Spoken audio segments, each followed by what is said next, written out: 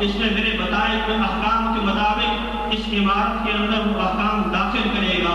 اسی لیے فرمایا انہو کان ظلوما جہولا، بے شک وہ بڑا ظالم اور جاہل ہے۔ اللہ اکبر۔ تو اس عمارت کو اللہ تعالیٰ نے اس لیے بنایا تھا کہ اس میں میرے احکام کو آباد کرے گا۔ وما خلقت الجن والانس الا لیعبدون، کہ میں نے جنوں اور انسانوں کو فقط اپنی عبادت کے لیے پیدا کیا۔ اللہ اکبر۔ تو دیکھیے آج ہمارے پاس کوئی عبادات کا ذخیرہ نہیں ہے، آج ہمارا دامن گناہوں سے بھرا ہوا ہے۔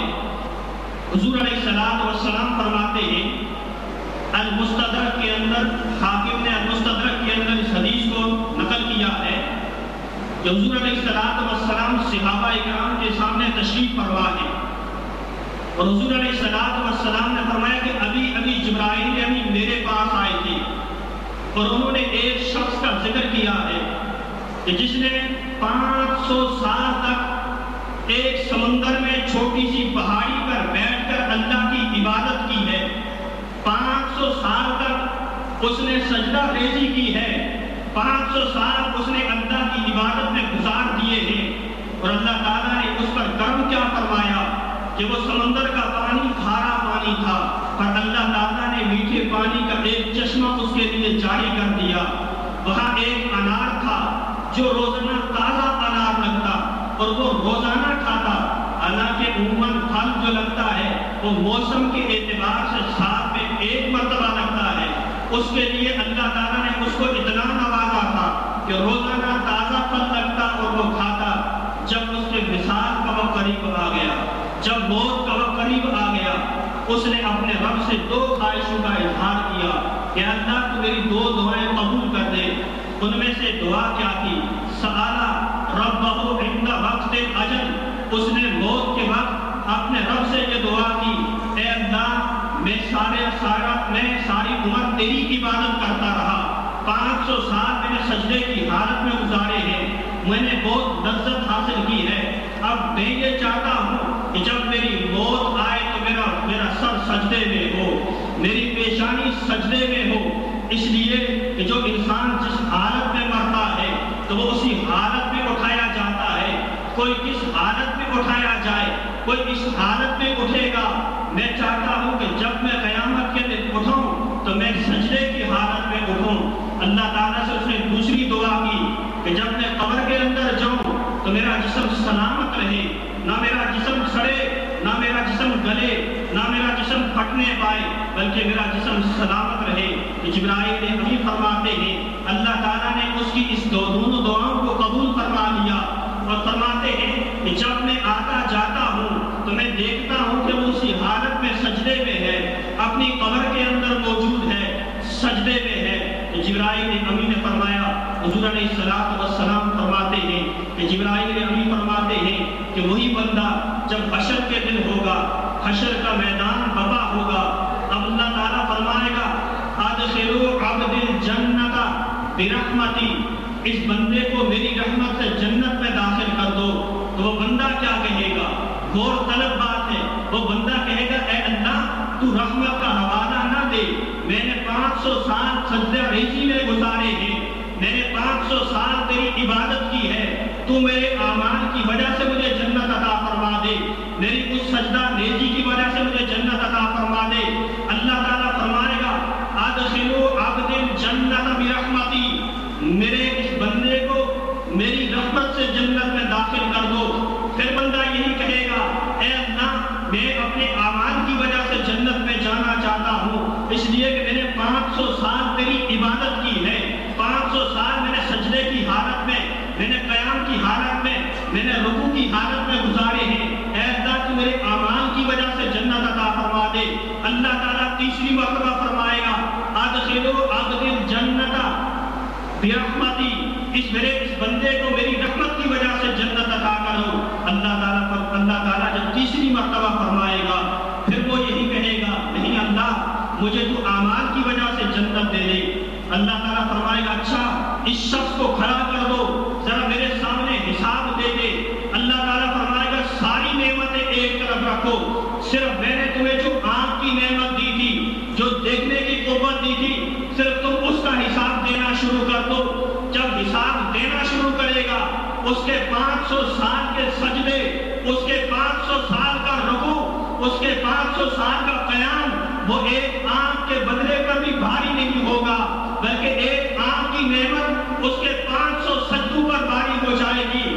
اللہ تعالیٰ فرمائے گا اے بندے یہ تو میں نے ایک آنکھ کا حساب لیا ہے، ابھی میں نے تجھے ہاتھ عطا کیے ہیں اس کا حساب باقی ہے، میں نے چلنے کے لیے پیر عطا کیے ہیں ابھی اس کا حساب باقی ہے، میں نے تمہیں سوچنے کے لیے دماغ کی قوت عطا کی ہے ابھی اس کا حساب باقی ہے، زمین کو میں نے تیرے لیے مسخر کیا ہے ابھی اس کا حساب باقی ہے، آسمان کو میں نے انسان کے لیے مسخر کیا ہے ابھی اس کا حساب باقی ہے، بحر و بر کو میں نے انسان کے تابع بنایا ہے ابھی اس کا حساب باقی ہے، میں نے سمندر کے کھارے پانی سے تیرے لیے میٹھے پانی کا چشمہ جاری کیا تھا ابھی تو اس کا حساب باقی ہے، میں نے تمہارے لیے روزانہ تازہ پھل لگایا تھا ابھی تو اس کا حساب باقی ہے. اللہ تعالیٰ فرمائے گا تو نے تو ایک آنکھ کے بدلے میں بھی میرا شکر ادا نہیں کیا. اللہ تعالیٰ فرمائے گا اسے دوزخ کی آگ میں داخل کر دو. اللہ اکبر. پھر بندہ کہے گا اے اللہ میرے اعمال اس قابل نہ تھے، میں تو سجدہ ریزی کرتا رہا، واقعی تیری ایک نعمت کا حق بھی ادا نہ کر سکا، اے اللہ تو مجھے اپنی رحمت سے بھی جنت عطا کر دے.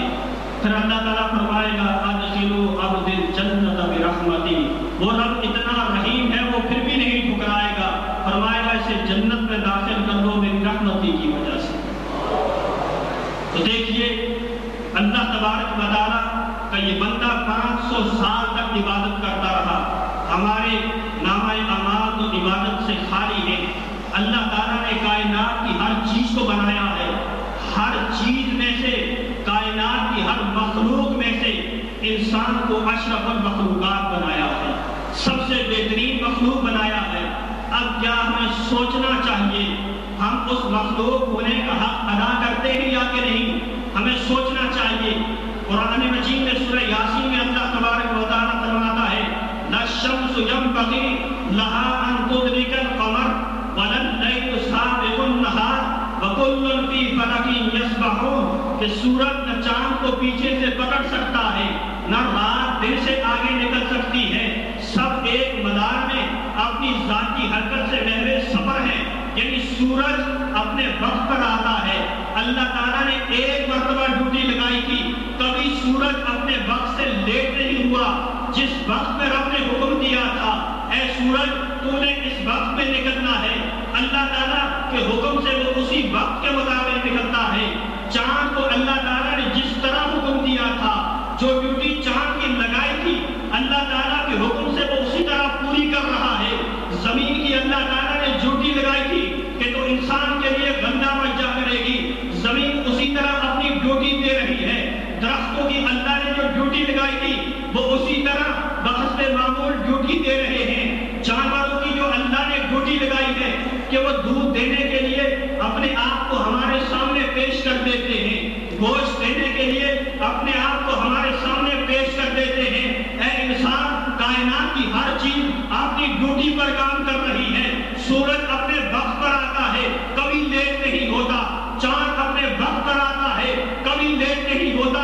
ہر مخلوق اپنی ڈیوٹی دے رہی ہے. اے انسان تجھے بھی رب نے تیری بھی ڈیوٹی لگائی تھی کہ جب فجر کی نماز کا وقت ہو جائے تو اپنی اس مقدس پیشانی کو زمین پر رکھ کر میری عبادت کرنا. اللہ تبارک و تعالیٰ نے انسان کی بھی ڈیوٹی لگائی تھی، جب زور کی نماز کا وقت آ جائے تو تم میری عبادت کرنا. عصر مغرب عشاء علی حاضر قیاس رب نے پانچوں وقت انسان کی یہ ڈیوٹی لگائی تھی کہ تم پانچوں اوقات میں میری عبادت کرتے رہنا. اب سوچنا چاہیے ہم رب کے حکم کے مطابق کیا ہم کو ڈیوٹی کرتے ہیں کہ نہیں؟ ہم کتنی پابندی کرتے ہیں، کتنے لیٹ ہوتے ہیں، کتنی کوتاہی کرتے ہیں؟ ہمیں اپنے گریبان کے اندر اس بات کو جھانک کر دیکھنا چاہیے. ہمیں سوچنا چاہیے ہم اپنی ڈیوٹی میں کتنی کوتاہی کرتے ہیں کہ کائنات کی ہر مخلوق اپنی جگہ ڈیوٹی دے رہی ہے. اللہ اکبر. لیکن پھر بھی انسان سے معصیت ہو جاتی ہے، انسان گناہ کر لیتا ہے. حضور علیہ السلام فرماتے ہیں کہ خطا کاروں میں سے سب سے بہترین خطا کار وہ ہے کہ جو اپنے رب سے سچے دل سے توبہ کرے۔ فرمایا خطا کاروں میں سچا خطا کار، بہترین خطا کار وہ ہے جو سچے دل سے توبہ کرے۔ ہمیں اپنے رب سے سچے دل سے توبہ کرنی چاہیے، اس لیے کہ آج وہ شب ہے کہ اللہ تبارک و تعالیٰ آسمان دنیا پر غروب شمس سے آسمان دنیا پر نازل ہوتا ہے۔ حضرت علی فرماتے ہیں کہ حضور علیہ السلام نے فرمایا جب نصف شعبان کی شب آ جائے تو تم اس کے رات میں قیام کیا کرو، اس کے دن میں روزہ رکھا کرو، اس لیے کہ جب یہ شب آتی ہے اللہ تبارک و تعالیٰ غروب شمس سے آسمان دنیا پر نازل ہوتا ہے، اپنی شان کے مطابق فرماتا ہے کہ کون ہے جو مجھ سے مانگنے والا میں اسے عطا کروں، کون ہے جو مجھ سے بخشش طلب کرنے والا کہ آج کی رات میں اس کو بخش دوں، کون ہے مصیبت زدہ میں اسے عافیت دے دوں، کون ہے جو مجھ سے رزق طلب کرنے والا ہے تاکہ میں اسے رزق عطا کروں۔ اللہ تبارک و تعالیٰ آسمان دنیا سے یہ صدائیں دیتا رہتا ہے، یہ آوازیں دیتا رہتا ہے کہ میں آج بخششیں لٹا رہا ہوں، تم بخششیں دیتے جاؤ۔ اللہ اکبر۔ دیکھیے حضور علیہ السلام کے اس ارشاد کے مطابق اللہ تبارک و تعالیٰ آسمان دنیا پر نازل ہوتا ہے، وہ صدائیں دیتا ہے کوئی ہے مجھ سے بخشش طلب کرنے والا یا کہ نہیں۔ حضرت عائشہ صدیقہ رضی اللہ